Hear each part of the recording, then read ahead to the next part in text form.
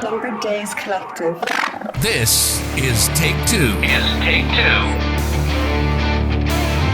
Cheers. Yes, sir. Boom. Thank you very much. Bing, bada, boom. How are you doing, Finn? I'm good. Yeah, I'm good. Uppbeat. I already named him. Yes. Yeah, Finn's all good. That's my real name. Yeah. Yeah. So obviously, like, I took a look at your Spotify for a hot sec. Good. 40,000 monthly streams. Mm-hmm. How did you get to that? Straight to the real questions. How do we get to We 40? don't bullshit around here, mate. Like the long story is, for many years I've been doing music since I was like 11. So I've been through many different ways of how music comes out, whether it's from like CDs when I was like 14, 15, like handing out CDs and shit like that, trying to sell them and all that kind of stuff. And then would have been SoundCloud and then obviously Spotify.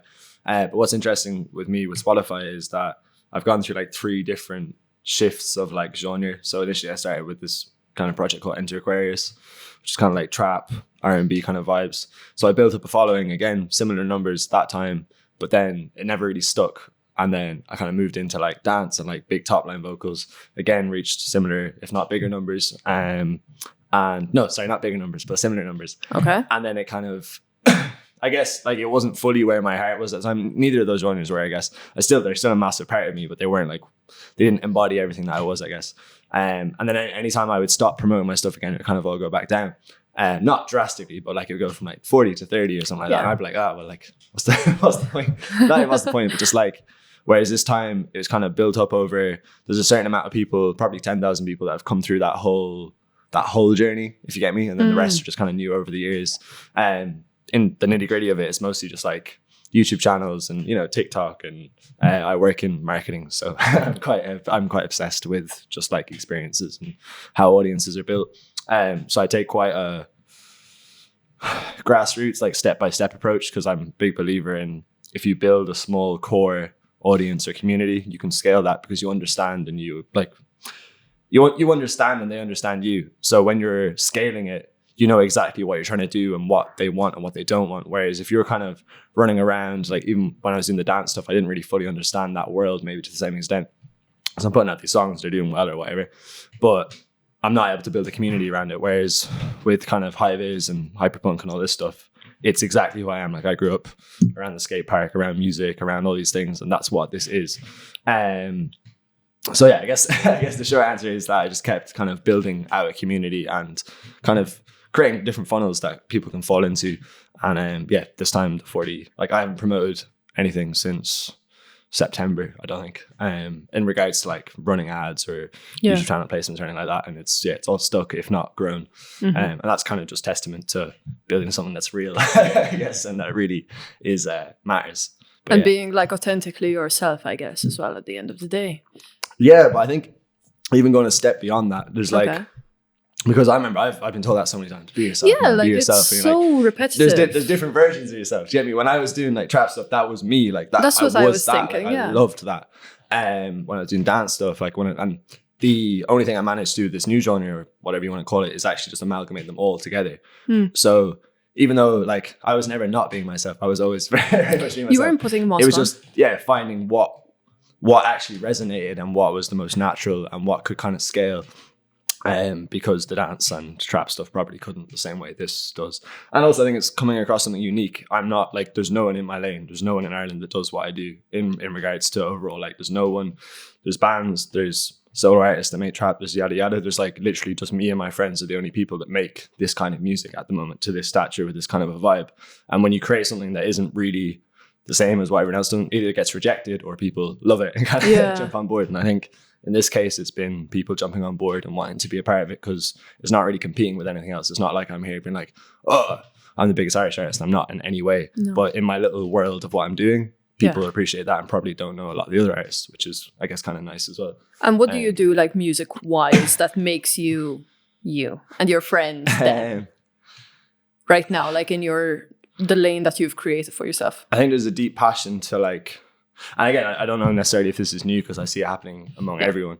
I think for me specifically, what stands out is I'm trying to tell the story of the West of Ireland. And I think that the story of the West of Ireland is a very sad story. It's a very motivating story. It's a very just dramatic story in general. West of Ireland, you're saying like where you're from? Yeah, but like the Or whole, just, the like, whole the coast of the entire West thing? of Ireland, because Okay. there's a lot of relations when you go across those points. There's a lot of stories that are very similar, and that's kind of when I've traveled a lot as well, and when I go to other places, there's certain things. It's also a thing of community. Like when you see small communities, even just rural communities, not necessarily just the West of Ireland. I guess that's what I pull from that probably makes my stuff different. But outside of that, it's a thing of like, again, I came up from like rave culture, and like all my friends listen to techno and like are super passionate about that. But I also listen to a lot of bands and hip hop stuff, and it's like creating a world where all that stuff fits in, but naturally. It doesn't sound like, oh, let's put an 808 on a rock beat and now it's trap. It's like, no, it's like, how do you actually form a whole feeling and experience around the amalgamation of these things? And I don't even know if we've done it yet. it's a process, but that's where it comes from, I'd say. Yeah. And the element of you coming from a small town and all that kind of thing. Yeah. How did that... I think everyone knows how it could shape, not you personally, but how it could shape a person. Yeah. But what are the experiences that you had that make you right now? I was chatting to someone the other day about this, and they said that the whole thing of like a village raises a child, and that whole thing of like in today's world, just like one person or two people, or like this whole kind of rejecting of the family and community in general is something. And when you're from a small town, it's very easy for you to reject that as well, because you're like, man, no one here is like me, or it's like these things. Yeah. But I'd say, yeah, to be honest, like the skate park had a massive part to do with it, because like that's just where we went every day. And I'm not good at skating, never been good at skating, but I've always been around that kind of culture, and that's where I started being creative. I guess I used to film videos for everyone, and we'd travel all around Ireland. And when I was 15, I'd be going down to Limerick and going to Waterford and Dublin and just all these places on my own, meeting other people in these communities. So I think that's probably the defining factor. Is I was always looking for more, and because of that, found it. But in regards to like, yeah, the whole small town thing's funny as well, because I kind of cherish the whole small town thing. Obviously, it's like there's a lot of backwardsness to it, and there's a lot of downsides. But I think there's a lot of downsides anyway. Like to be honest, and I think the more I grow up now as well, I have a friend called Pork who I literally talks about this all the time. Is specifically with the West of Ireland, there's like this darkness over it. And when I was growing up, you'd listen to like 50 Cent or Eminem, and you hear about like the hood and like how rough it was there. And then as a kid, I'd be like, oh well, how do I write about where I'm from? Because I just wouldn't be able to put it into words, because I wouldn't find a way of glorifying it or figuring a way.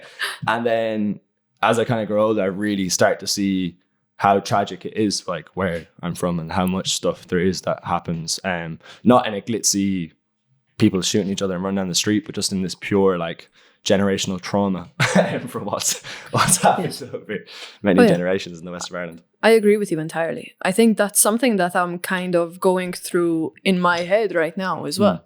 So coming from such a small country, there was also that element of... You're from Malta, isn't it? Yeah. That's like a third the size of Louth. Yeah, that's so crazy. If we're going to talk about small town boy, you know? That's wild. Like for anyone that's not Irish or Maltese, Louth is Ireland's smallest county. So I come from an entire country that is a third the size of it. And I do get that, because it's kind of like you're growing up watching like entertainment, music, that sort of thing. And it's like stories of people who made it. Yeah. But you do not have that person to look up to. In your surrounding or whatever, yeah. And then you kind of get in your head as well, you know what I mean? Because then you're just like, oh, okay, my struggles are not valid. Yeah, exactly. You know? That's exactly it. And like, that's it. Every struggle is valid. And it's about talking about them and stuff like that. Of but course, there is always going to be that element that someone could have it worse off than you. Yeah. Always going to happen. But it's kind of just coming to a point in your life that everyone usually gets to, where you kind of have to acknowledge that, okay, I was not born in LA. Being born in LA could have given me massive opportunities, you know? Yeah. But you don't know, like, those people also have that struggle. As in, like, it comes with everything. And I do think that Europeans, we do have... I'm not going to say the odds against us, but the opportunities are lacking for sure. Yeah. For sure.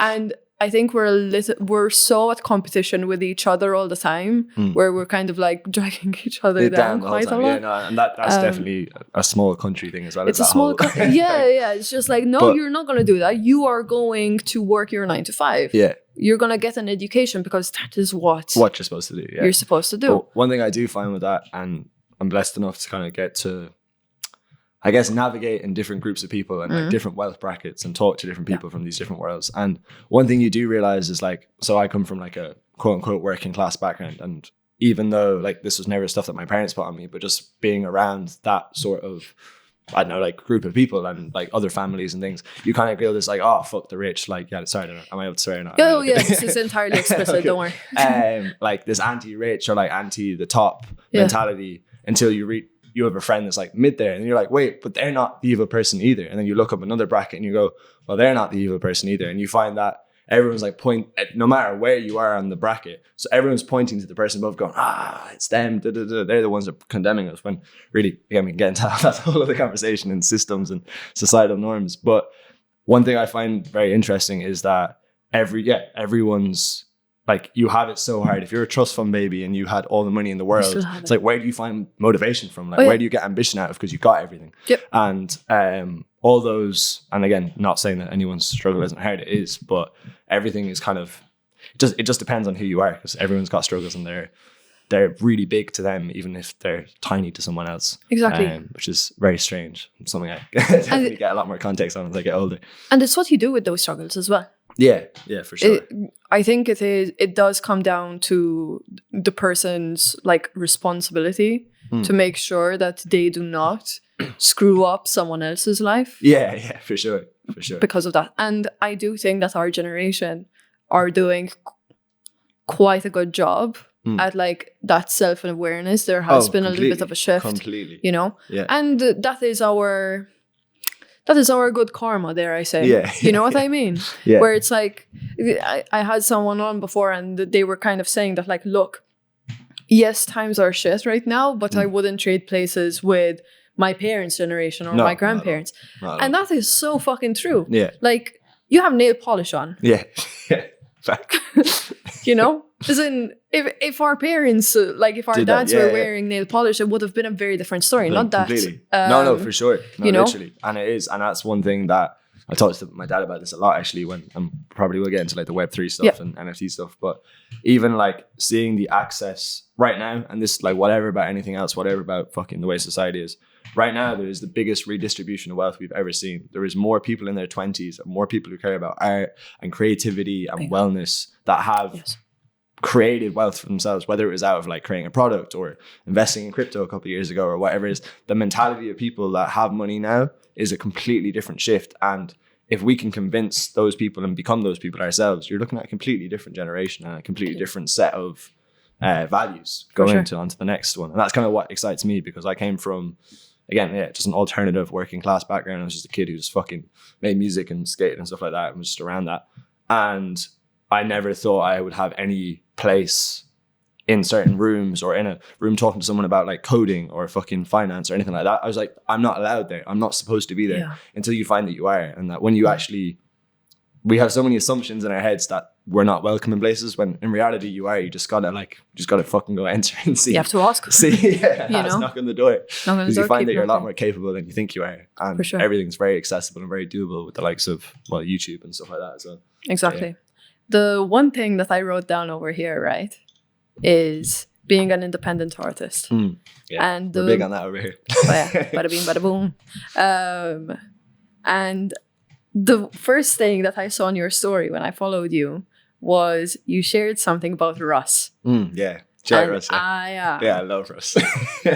Russ is going through my head all the fucking time. I've read his book, everything. Yeah, his book's He great. is such a massive inspiration. Dope. Because there's a lot that anyone can learn from him when it comes to like confidence. Yeah, completely. How has Russ inspired you? Well, like, to be honest, virtually everything. Probably. So it's quite funny, because again, if you just look at it from the outside, it wouldn't look like it matches up from the sounds and the sonics and stuff like that. But no, I relate to Russ heavily because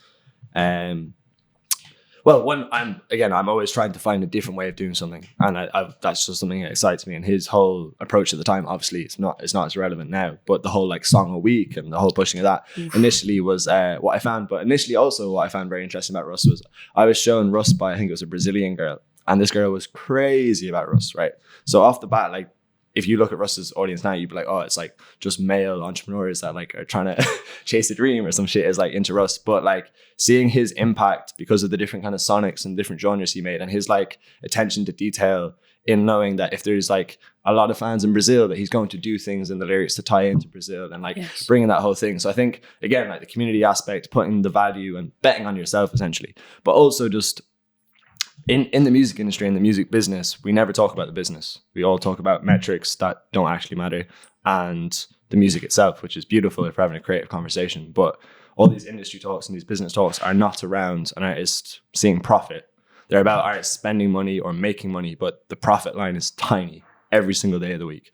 And when I kind of knew that already, but when I started listening to Russ and seeing his whole thing of the catalog and how, like, obviously if you have a larger catalog of independently owned songs, it's like a bank and you own that. And obviously over time, as you get bigger, more people will stream those songs and discover those songs, and essentially just creating a different model. But the book by Russ, I would 100%, like, it's a Bible. It's a Bible for artists. Yes. It literally is the Bible for artists. You can read it in probably 4 hours. Not even. Yeah, like, it's tiny. I run the audiobook. I just run it like well, all I haven't the time. listened to the audio. Yeah, I think it's only a couple hours as well. It's brilliant. But I guess lastly on that note as well is most of my, like, this is just something I find very interesting, is like most of the artists that I love are like the most hated artists, because obviously Russ is hated. People hate Russ because of his like, I guess his abrasive like attitude, or his like the way he holds himself, which I personally love. I think it's great. But yeah, it's just one thing I know. I was thinking about this today. I was like, literally all my favorite artists are people that people just hate for some reason. But it's probably because they're outside the box and they're doing something that a lot of people can't understand. But if you were to go solely off of fans, like, you know, Russ has more fans than any other artist really out there at the moment, apart from your Drakes and your Kendrick Lamar's. Like, that's it. Like, so I don't think he's actually that hated. I think he's just media perceived as hated. That's the one thing that I noticed while I have started to slowly embark on like independently distributing this and doing this alone. Congratulations, that's the way to go. Yeah. Cheers. People really don't support you. Yeah. Like, and that's something that a lot of people, I think artists do get discouraged by. Completely. It's the most discouraging thing in the world. Because honestly, and I'm catching myself here because I know that I have to share like 2 songs of like people I know that like I do tend to forget. So I'm kind of like stomping on my own toes here too. But even if you do have a really solid piece of work, so many people would not share it or at least like congratulate you or like back you up. To the point where I understand why they do get discouraged, because they're like, look, if my own circle don't support it. Don't support it. I completely agree with that. But did it ever discourage you at a point? Yeah, like when you started out. I definitely do. I get a couple of things. So like I did receive support from the start, and that's one thing that, like, again, I used to spend a lot of time in Castlebar, which is like the town over from where I'm from, and it was just like, again, a bunch of skaters, lots of travelers. Skate community is super supportive. Yeah, exactly there. And again, the traveler community is a community that I had massive support from as well when I was growing up. And just lads just like, yeah, man, do it. Like, just with like, you know, you spit your lyrics and people were like, yeah, man, that's class. And I think growing up, even though I might not got the direct support from like just the town or whatever, because obviously people think that stuff's shit, like when you're growing up. But I got a lot of support from people outside of that. So I was very grateful in that thing. But I think on the real page, it's like it's an intrinsic thing, and it's validation, and it's a seek for validation. And when we really let go of that, like, yes, we should get support, and I try to support as many people as I can because I know how it feels and I know what you need.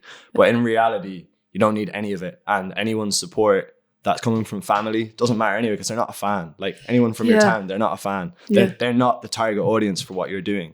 And you have to kind of step, not you specifically, like you're doing great, but just outside, and this is something I just have to tell myself today. And again, this, one of my friends, Matthew, really instilled this into my head. It was like, all these things inside are just ego. Like, it's all validation that you think you need this because you put this out and because you think it's great. If it really is great, go and get the eyes on it. Go and prove yourself. Bet on yourself again, because some people are lucky enough. Some artists get discovered and they get supported, but 9 out of 10 times, most people don't. It's an incredible amount of work and an incredible amount of, again, betting on yourself every single day that the product is good enough. Sometimes it is, sometimes it isn't.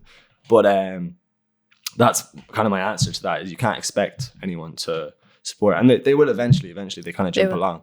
But, and again, a lot of people have spite against those people, like, oh, people didn't support me, but now they do. It's like, I love that people support me now that didn't. I'm like, you didn't get it at the time. I hadn't proved myself to you yet. Like, I didn't deserve your praise because I hadn't proved myself. I have proved myself now to these people, and now they're all on board. So I think like that whole like fake love and that whole thing, I think a lot of it's inside, and obviously that's hard to take accountability for that. But I think really a lot of the answers are just like, get over it and fucking move on, because you're not entitled to the support of the people around you. Now, obviously, when you take art away from it and you take like your work away from it, you're entitled to love from the people, and you're entitled to be able to have a conversation, be able to talk to the people around you. And if you're not getting that, that's a red flag. Yeah. But not everyone around you has to be there screaming and supporting. Some of the core supports of me don't necessarily jump around my music all day, but they fucking save my life many times. Yeah, they outside of that. So I think you can't judge it just off of what you do. And again, would you judge, like, if they're making coffee every day, are you there going, yo man, that coffee's sick? Like, maybe you're not. Like, so just because it's creative doesn't mean we have to get the support either, I guess. Yeah. And I think it's just the concept of making sure that you keep showing up. Yeah. Like something that I've been like repeating in my head recently is just like, this could be it. Mm-hmm. I don't know what the fuck it is for me. Yeah. But it's kind of like, the more I keep going, the more I'm learning, the better I'm getting. Well, I say with what you're doing, this is a perfect example of that. If you'd sent the podcast to one of your friends and maybe they didn't listen to it, they didn't care. When your podcast came up on TikTok, I saw the video. Instantly, I was like, this is sick. The edit was nice. There was 2 things. It was short. It was the right amount of time that it should be for TikTok. And I was like, this is an engaging piece of content. I enjoy it. I didn't go listen to the podcast. I didn't jump on. Yeah. But I was like, whatever this person's doing, I didn't know who you were at the time. I was just like, this is dope. This is great. So even that's an example of like stepping up the quality and proving it. Like, yeah. And you did do that. So exactly. I'm just a random person that you don't know. So 2 strangers on the internet. No, but it is just a numbers game at the end of the day, and making sure that you get eyes on it. The right eyes, though. The right eyes. Yeah. TikTok usually doesn't get a lot of the right eyes. Yeah. Man, there's no more hate than the hate on TikTok. My fucking God, don't get me started, mate. I am like as in, I don't know if I've said this. I've said this on a few episodes here and there, but the more I post on TikTok, the less I care about the comments. Yeah, like, you can't. People are arguing among themselves. Like I just see like 33 comments go up, and I'm like, what the fuck is happening? I got cancelled. That's the one thing I say. I'm like, I'm fucked. And then it's just someone literally replying to their own shit. Comments, I was like, mate, man. No, it's wild. But listen to the podcast if you have an issue. Yeah. That's the thing though, as well, is like with TikTok, it's so interesting because it is so algorithm based that it's like market research or something. It's like they're throwing it out there. You've no idea who's going to see it. The funniest thing I find is I do this thing in my head whenever I see a video. I watch the video and then I watch it again, and then I go and I imagine what the comments are going to be, because like, so the same piece of content can be put on one side of TikTok and another side of TikTok and have completely different responses. And sometimes I click in and I'm like, see like 10,000 dreadful comments. I'm like, Jesus. And then sometimes I see a piece of content that's very average and I see like loads of positive comments. It just happened to land on, the right for you pages and the right places. It's absolutely wild. So you can't take any of it too seriously. Yeah. What interests me so much about the comment section on TikTok is how one user, like, when you go on your phone and you do have to like type in a comment, you see all the other comments. Why are You're you affected by them? Like, why are you repeating the exact same shit? Like, the answer is there, mate. Like, keep scrolling completely. Like the thumb is there to just go. We're competing for a thumb, and you're competing for attention in the comments. Attention, exactly. And then it's like, I was saying this the other day, and if you want, like, you can answer this question as well. But I was actually thinking that if social media were to remove the like button on comments, social media would be a nicer place. Yeah, it probably would. Because Yeah, I think that people are like the getting first boners. comment. I actually have a bit of a hot take on this one. Yeah. So the first 5 comments on a post actually define pretty much the comment section, is my opinion, because you see the same comment seen again and again, or variations to the same comment, because people know that they can say the same thing and get away with it because other people have said it, or they want to back that up or whatever it is. But I also think there's what's her name? I'm gonna say it's like Victoria Paris or something. She's some massive TikToker. I think I've got that completely wrong, but she's some massive TikToker, and she has someone that regulates her comments, right? And I am so for this. I'm so for free speech, but I'm so for this in this particular angle, and this is why I'm so for it. Is she has someone who regulates and gets rid of toxic comments in her thing. Not comments saying she's a bad person. If the comment is well constructed and it's like, oh, I don't like this, Victoria, yada yada yada, it obviously stays. But any toxic comments are taken out. And her whole thing is, and I personally completely agree with this. First of all, it's so easy to taint your image of someone. Some of my favorite artists, I think bad things about them, and I know it's solely from a comment I've seen, and I don't know if it's true or not. I have no idea, but I've just read it and now it's in my head. I think, that thing about that or whatever. So I think artists or like influencers have like kind of an obligation to, like be careful with their comment sections, have someone go through, because all the kids are in there, all the other people in there, and your space on the internet should be a safe space if that's what you're providing and that's what you're promoting. I shouldn't be, as a fan of someone, able to go in and see so much dreadful stuff said about this person or all these arguments or be attacked in that comment section. I should be able to, comment and feel comfortable enough and open enough that I can comment in that place. So yeah, I personally think that like anyone who's really big, they should have someone that's regulating it and just going through it and kind of responding to things that need to be answered, but also getting rid of like, just loads of swearing and loads of like dreadful stuff.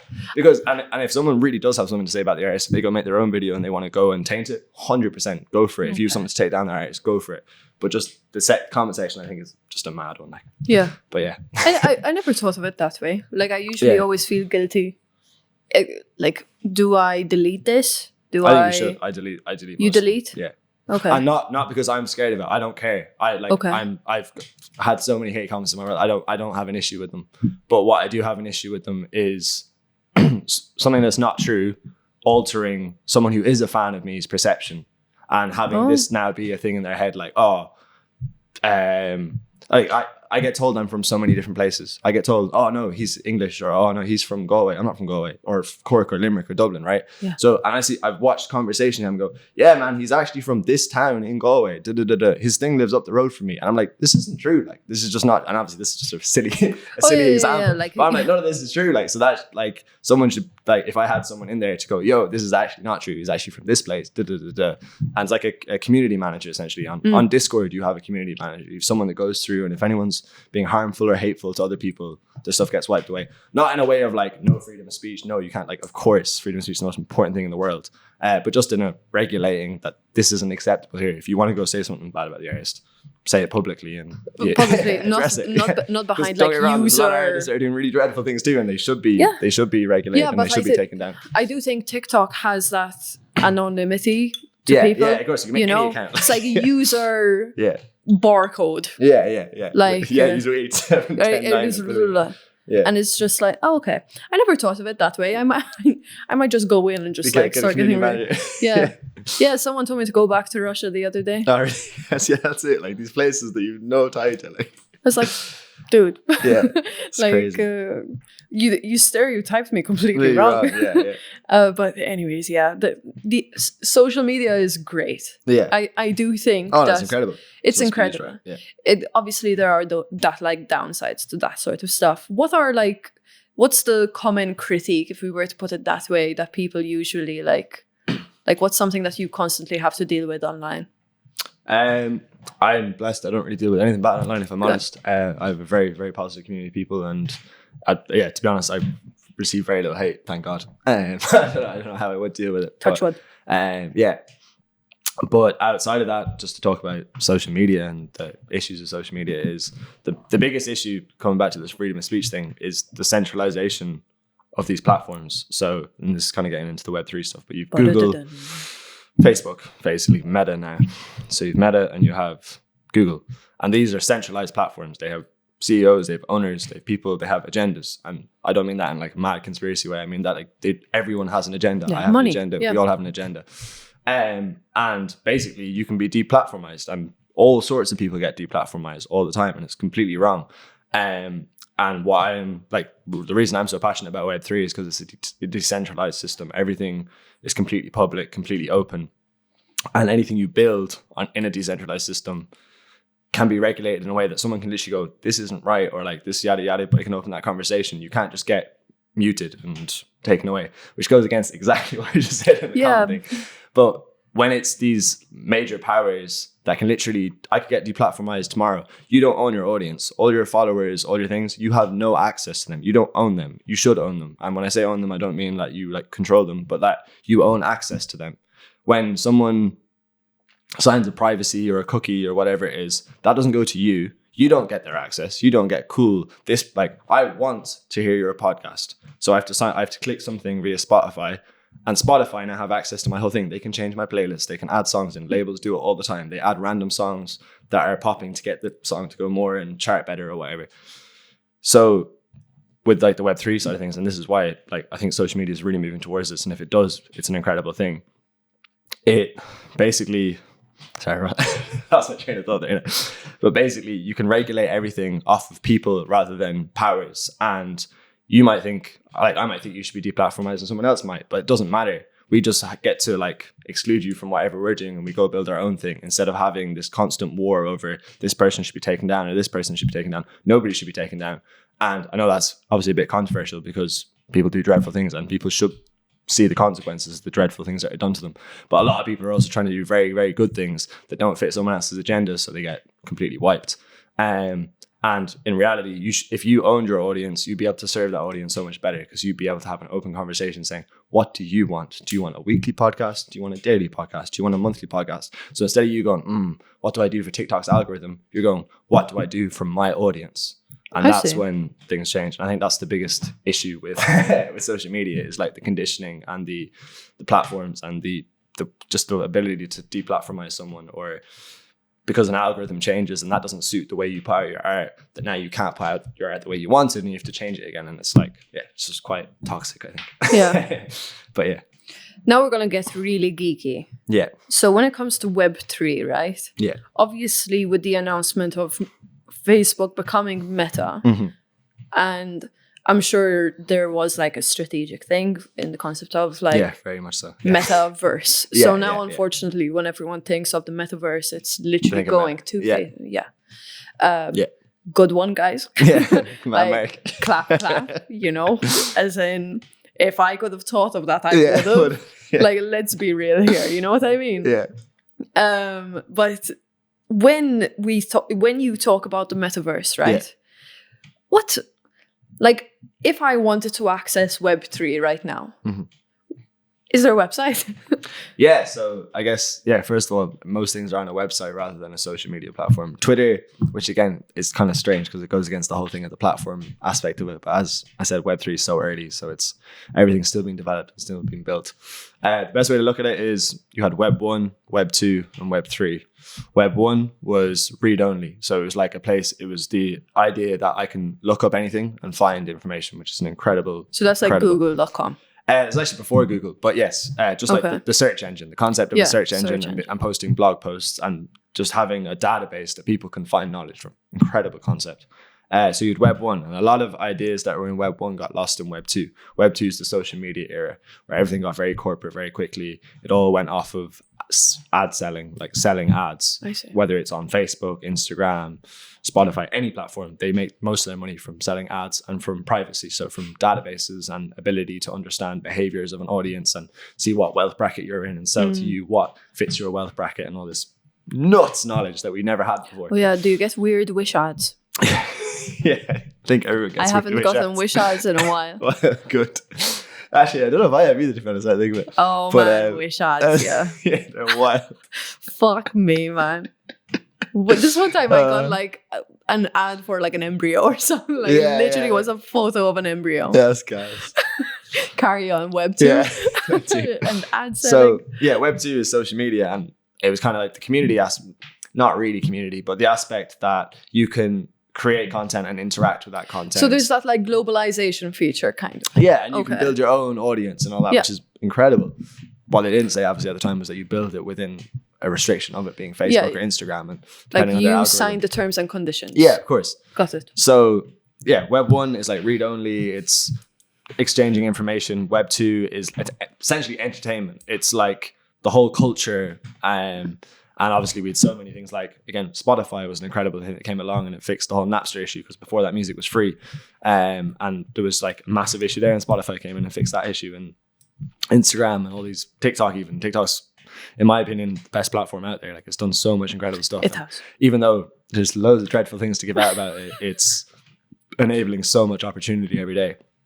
And then Web 3 is decentralizing this whole concept.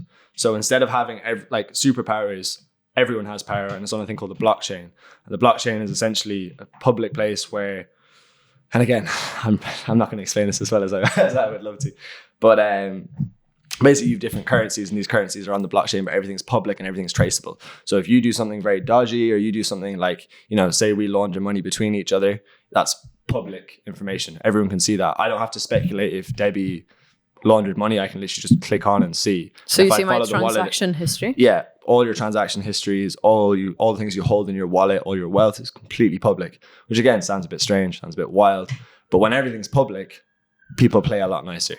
And on the long term, people play a lot nicer. Obviously, right now in the NFC world and the Web3 world, you have so many scammers, so many people doing dreadful things, but those people think it's some short-term thing that will be gone in a year. Yeah, like, wasn't there a recent one between like Bored Bunny becoming a scam or something? Have you heard of that? Yes. Bored Ape Yacht Club got hacked. So Bored Ape Yacht Club. And they're like the most successful kind of NFT culture. I heard of a bunny one or something that looks very similar to Bored Ape. There's loads of spin-offs and stuff as well. Yeah. The moment that like those apes became viral, it's like every NFT project looks like an ape now. Yeah, of course. Yeah. There's like a culture of those kind of projects. They're called PFP, so like profile picture projects.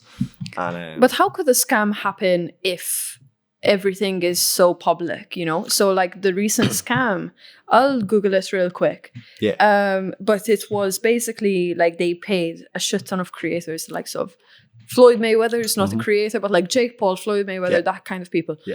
And now it's just like full on, it just paid influencers and like ran off with all that money. Yeah, and it happens every single day. And the problem is that, and it proves the whole Web 2 concept, influencers and artists do not give a flying fuck about their audiences. They don't care what they sell them. They don't care what happens. They're just in it for their own money. And obviously, that's not every influencer, that's not every artist, but predominantly there's an awful fucking lot of them that are like that. I see. And what Web 3 does is it puts the pressure on. It puts the pressure on community and on a focus around people and your reputation. Any of those people have done those things, they will never have a reputation in Web3. Like, they're gone. Like, so like if a scam were to happen, it will get exposed quicker via which Web3. is probably why you see so many of them being talked about all the time. I see. But yeah. Okay. Versus like if it would have been like in the long run. Yeah, so if they kept getting away with it. Yeah, you're only going to get away with it once, and everyone is going to erupt. I have this belief that like if you're really bitter about it, it's because you knew and you didn't listen to yourself. Yeah. Oh, just on Bored Ape Yacht Club. Okay. Matthew came into the room and was like, will we buy this? And I was like, it was like 400 quid. I was like, I don't really have 400 quid this week. And he was like, it looks pretty cool. And I was like, and he was like, I don't think I will either. And then we're like, grand. And then, oh my God. You look where that is now. Like, Jamie, so yeah, bitter thing, 100%. I'm not one bit bitter about Bored Ape Club. I genuinely think. But that's exactly it. Like, I'd be sitting in front of a millionaire. Yeah, I'd literally be a multi-millionaire right now. That's a tough one to sleep on. Yeah, well, I don't sleep on it, but like what you're saying is, I think is like you have the decision to be bitter about it or to be like, this is hilarious, I will never miss an opportunity like that again. And that's when you get it and you make it part of your story and like part of that thing that like lights that fire under your ass. Yeah, exactly. And a lot of people have that fire, but they get too caught up in their comfort zone and sometimes that comfort zone is very much like, oh no, it's fine. I am completely for taking care of your mental health. Yeah. Completely.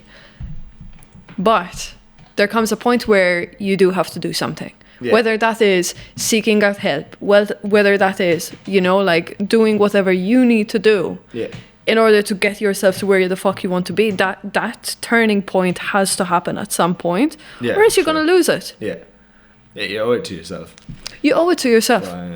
But yeah, as that being said, like it's also one of those things though that I think people are built differently in different ways, and like as much as I can, you know, I can be here and be like, yeah man, like grinded all the way through the pandemic and yada yada, it's like, you know, I had it easy. Like I was with my couple of my friends living in a house and nothing to worry about, Jimmy. So like there's those sides of it too. I think like I think a lot of people get really offended or really like irritated by like these kind of conversations because it makes everything feel easy, and it's like it's not easy. None of it's easy. Like it's, and again, the situation you're in right now, if you're listening to this, mightn't be relevant to what we're talking about, but there is definitely still something you can take from that situation that you can turn into whatever it is. And you also got to remember, like when we were in the pandemic, we were like living in a world where I never knew if I'd play live again. Like I didn't and like that's the only thing I do this for, is for that live connection. So it's like I had to completely, that's why I got so into Web3 and into these things. So it was like, well, if the whole thing I care about is now gone, like I have to find new things to care about and new things to be passionate about. And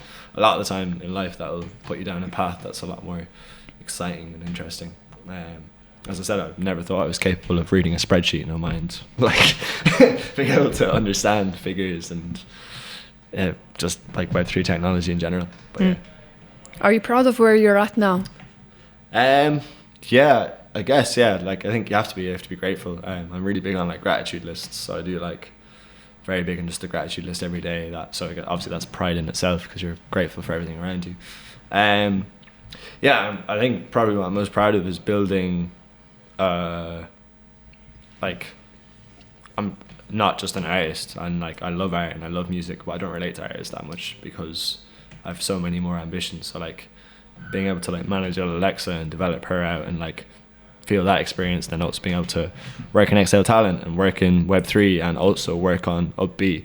It's like, that's why, again, that's probably why it's Finn and not Uppbeat. It's like I'm just a person behind things, and to have so many channels that I get to like push my creativity into is, I'm very proud to have so many channels to do that in, I guess, and so many kind of opportunities to do it. Because I remember when it was just working in the bar and you're just ticking by that time to be yourself again and be who you actually are, whereas I get to do things that, even if it's not strictly music, I've found so much more passion in like building strategies for other artists, or you know, just educating artists and helping other people. It's like that's way more, that's still who I am. Whereas when I was pulling pints in the bar, actually no, it probably was an aspect of who I am too, because I love like the Irish bar culture in general. I think it's a cool thing. But I'm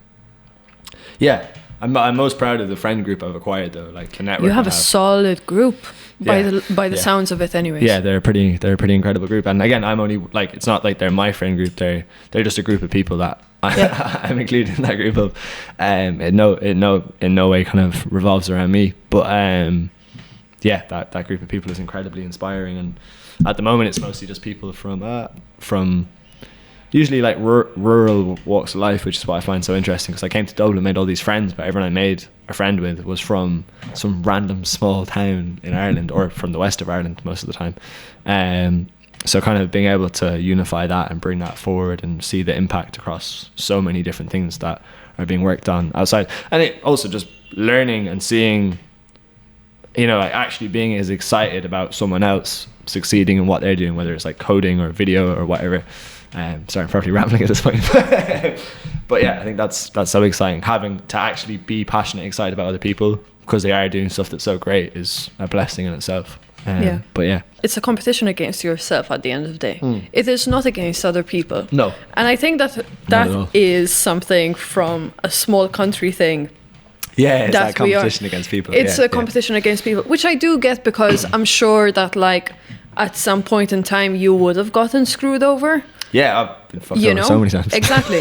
But I'm not annoyed by any of it. At the end of the, it's on them. Yeah. Like it's at that point where you have to like let it go and kind of like double down into what it is. I appreciate what you're saying and like how you're acknowledging creativity in more than just music, design. I think even seeing it just as like self-serving. Like music's not self-serving, if you get me. Like when you're making these songs, even when someone's complimenting me, I'm like, man, you sang so good on that, or you like wrote those lyrics so good. It's like, yes, that's sick, and like I can take that as a compliment from me. But the fact that the bigger ethos of what I'm trying to get across in this song is connecting with someone is way more important to me, because that's not me, Jamie. That's the whole thing in itself. You're connecting with this idea in the song, and there's lots of other people that connect with that. So that's brilliant. And I think when you take music off of yourself as an artist and a brand, and you're like, oh, like, Jamie, it's great for me. I love it. I love all the compliments. It's all lovely. It's wonderful going places and people are like, oh man, you do that. It's great. It's nothing like it. But if that's all you're living for, it's not really that and much. It can't be taken away from Yeah, you. exactly. Yeah. Which is like what we just mentioned there. Yeah. With Hi Vis, so this little NFT thing, sorry. No, it's tiny. It's tiny at the moment. Okay. You're right. All right, cheers. I didn't mean to be like... Yeah, no, you're like... this thing Yeah. that you have going. What Yeah. are the benefits for someone who wants to sign up to your community? Yeah, so like to sign up, just off the bat, to sign up the community, you don't need to pay anything. Like just join the Discord. There's like a little form in there where you can get your Hyperpunk token, and if you have that Hyperpunk token, you're good. You're a part of it. But if you're on the collector end, or you're on an end where this is something that you're like interested in investing in, what the different tiers are. The highest tier allows you basically governance within like some of the decisions that are made with the treasury, because there'll be a treasury around Hi Vis that'll ideally come from the streams from the song, because there's very little money made off of music. And with a lot of NFT projects, you'll see that a small percentage of the song goes to the collectors, but I don't personally agree with that, because it's insignificant. It's zero. It's not very much money. Whereas if you get a song to 1 million streams and there's like $3,000 made from that, or $4,000 depending, putting that into a treasury that a community can decide on what it's done with, I think is a way more exciting approach, because you can actually impact, if one group of people spend $3,000 or $4,000 on something, you can kind of get an impact. Whereas if everyone gets 20 quid, it's like, what can you really do with 20 quid? Okay, so what you're saying is, if you had a song that got 1 million streams and you got $3,000, would that 3K go to them? It goes into the Hi Vis treasury for this specific rollout on this thing. Not the rest of my music doesn't, just this song and this project that's been worked on. So like you would decide the percentage on that? No, so I run it, but basically if you're one of the hyper space holders, we're going to discuss options with those people. We're like, look, do we want to do this thing with this money? Do we want to do this thing? There's this dope artist in here that's been really showing up at the moment. The money's still in your pocket. Yeah. Technically, yeah. But they have a say on what you do next. Yeah, so we open it and we go, look, we've seen this dope artist here. They've been really showing up. Like, they've been putting out some great music. Maybe we should get behind that. Yeah, or like even put out their own thing. Or maybe it's like that we throw an event and we book artists that we all love to perform at the event and things like that. Again, obviously all this stuff is very early days. It's all being fleshed out. So yeah, that's like the main thing. And then outside of that, they get these hoodies. They get the merch. They get. I want one. We'll sort you out. Go on. They get a wearable version. So wearables are like basically clothes that you can wear in the metaverse. So they get this and this in the metaverse. In the VR world. Yeah. Club Penguin. Yeah, basically in Club Penguin world. They can wear that in there, and there's also an NFT that'll be in their like little wallet. Outside of that as well, obviously they get to know that they're impacting the community. They get their own guest list for events. So not only do they get to come to the event, but they can bring their own guest list of people, which I think is kind of a cool added point, because the whole point of this is like to open access. It's not to gate access and like stop it. It's to that if you're a holder and you're like, oh well, I have this cool thing that we can all go to, like, and I'm not asking you to bring anything, you just have to come. Like, that's in itself kind of a nice thing. So that was kind of the focus point, was like, how can we create interactions where other people get to get involved without them having to necessarily spend money or do anything that is like not what they want to do. There's some of the main things. There's a list. I'm not sure off the top of my head what the rest of the list says, but obviously they get the project early.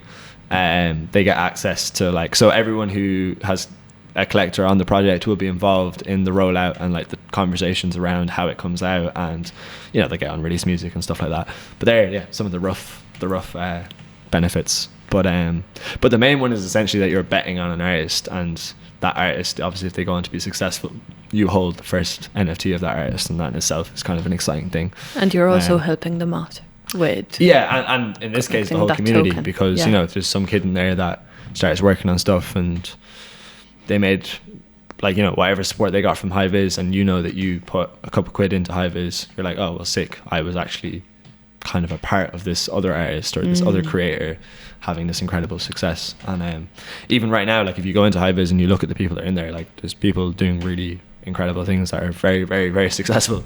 So even right now, it's like that's already kind of a guaranteed thing. That's not like a foreseen thing. Like there's only like 150 people in Hi Vis, and I say like 40 of them are fairly like high profile people. So yeah, that's whatever you want to take from that. No. That's really well thought out. Like the one thing that I thought of over there was, I'm gonna bring out the paper. I usually always do this when it comes to like talking about numbers, because I am shit. Yeah, I'm not good at numbers either. Like with those 3 tiers, right? Like the most expensive one that you had is where they kind of have access on decisions. Yeah. And I'm not gonna say this to like offend anyone or anything, but usually when there is that like monetary value, there's probably like a proven track record that they have done a good few decisions in their life. Yeah. So let's say like the more expensive that tier is, the higher level decisions that you are going to get, like higher level opinions that you are going to get over there. Because let's say if someone had a spare fucking 1.5k to give you, this person probably has quite a bit. Yeah, most likely. The main kind of value proposition there is that if they have put, say, just for example, 1.5k in to, and obviously a large amount of the Hyperpunk money has been spent on the marketing of the project. So when that song reaches like 1 million streams, that they're kind of one of the key. So it's not necessarily off their intelligence, but because they put so much into it, they kind of they should be able to decide what happens with the money. I'm super. Also though kind of funny on the whole governance thing, because I also don't like you end up back at the same problem. The people who have loads of money get to decide what happens. So I think that's where like the Hi Vis community is not decided on by the people who put in large amounts of money, but just this one aspect I thought would be cool, because if you're putting in that money, you deserve to see what happens to the money that comes back. For sure.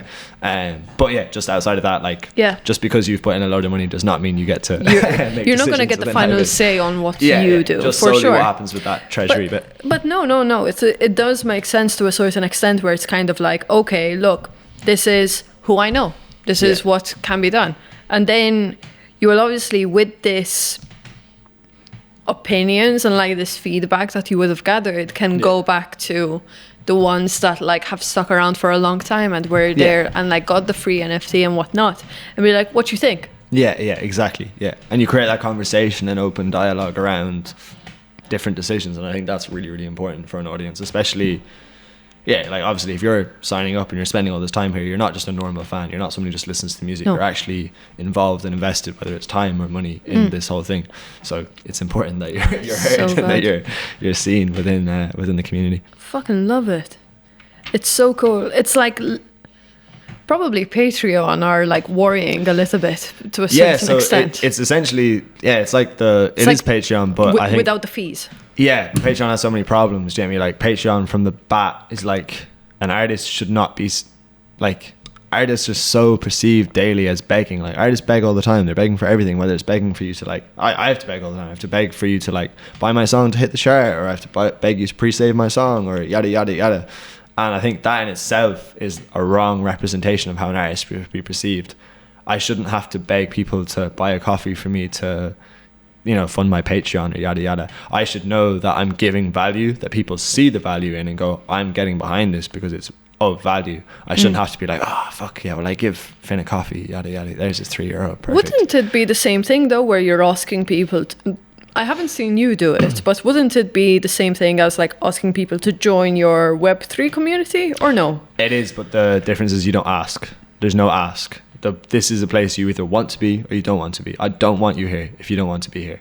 If you feel like this is connecting with you and this makes sense to you, whether it's with your time, or whether it's with your money, or whether it's whatever, I know it's a value. I know it's a value to a certain point. Is it a value to millions of people? I don't know. Is it a value to hundreds of people? I don't know. But I know it's a value because it's got a proven record, and so many people have been successful within this group of people that have done incredible things in many different fields. But the whole point of the Hi Vis thing, and again, it's that revolutionizing thing, an artist should not have to beg for things if what they're doing is really great.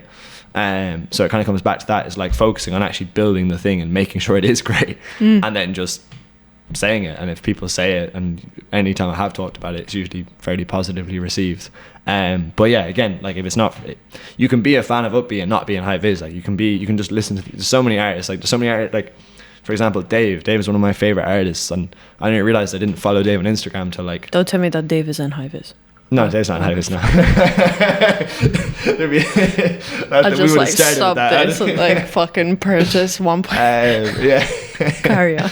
But for example, I didn't follow Dave on Instagram till maybe like 6 months ago. But Dave's by far one of my favorite artists. True. And that's the whole point as well. I'm aware that just because you might just listen to music does not make you less of a fan. It doesn't make you less of anything. There's so many different ways to appreciate an artist, but I basically want this community to give you as many options of different ways to be appreciated.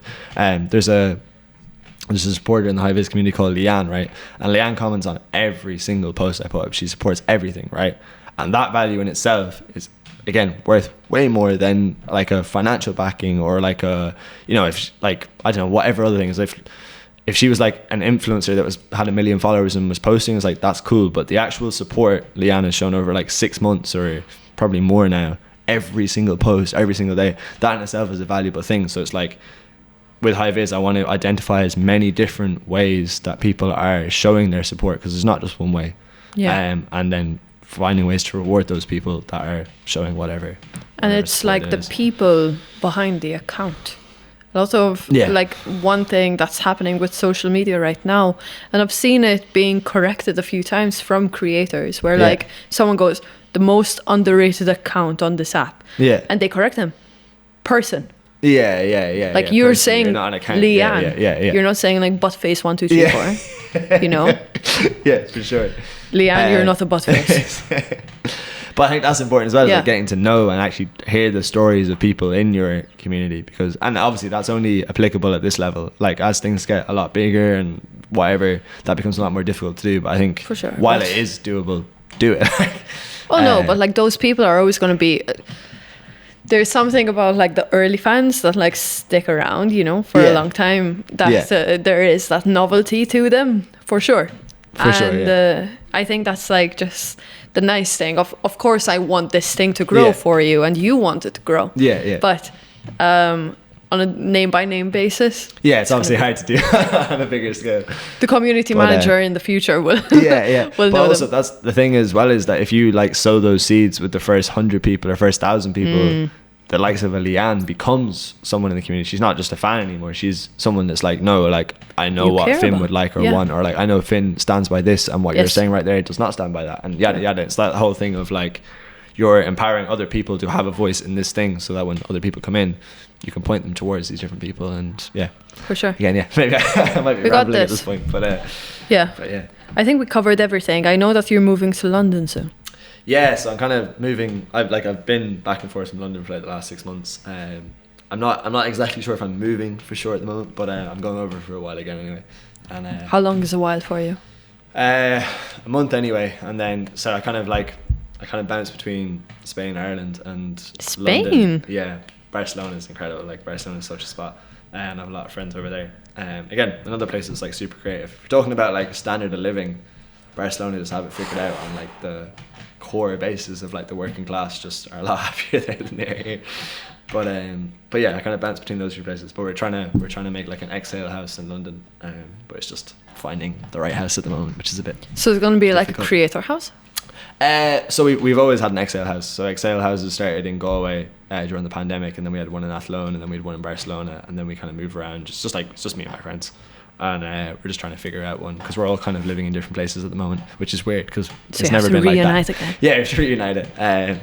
I guess it kind of is like, it's like the TikTok house, but no one's making TikToks. Everyone's like working on laptops and recording songs. But and drinking a lot of pints. Every now and then. Unless someone wants to be sober. All right, okay. I think we got it. I think we got an awful lot there. Thank you very much for having me. Much Cheers. appreciated. Thank you so much for joining me, and thank you everyone for listening. Yes, I appreciate you. Thank you for coming through. Number Days Collective.